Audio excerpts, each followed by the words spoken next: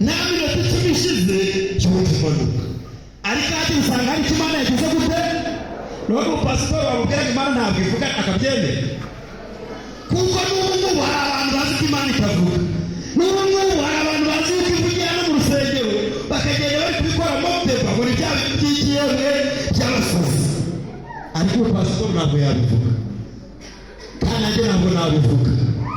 haleluya kandi nawe niba ari ibyo yakubwiye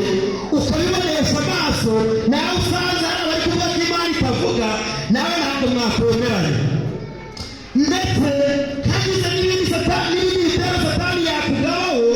ashaka kukwiyebesha ashaka kukwigiza hirya ya Yesu nabyo ntabwo wabyemerera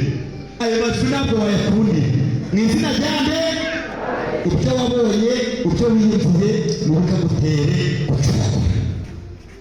turi mu bihe bikomeye turi mu bihe by'urugamba tidiko niho twigishije ngo tugeze muri Amerika ngo bari bagiye kumura urusengero rwa make rwo kugura abigusobanura kera hari igihe cyageze basenga gusenga byari biri hejuru ubukungu usa n'uri hasi none buno ubukungu bwagiye hejuru gusenga ufite ibibazo tubizane n'iwacu mu iyo umuntu afite ibibazo gusenga bijya hejuru sibyo ba none ibibazo byamara gukemuka gusenga bikajya ubwo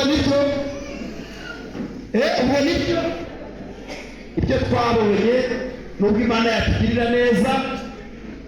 ni kubwibagirwe kuvuga ibyo Imana yakoze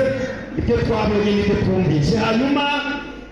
turasoma amagambo twasomye mu gice cya kabiri mu rwandiko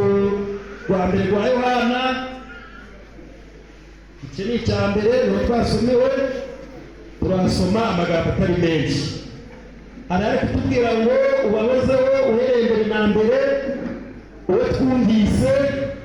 uwo twiboneye n'amaso yacu kandi uwo twitegereje intoki zacu zikamukoraho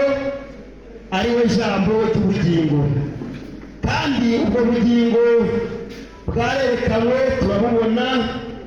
turabuhamya kandi none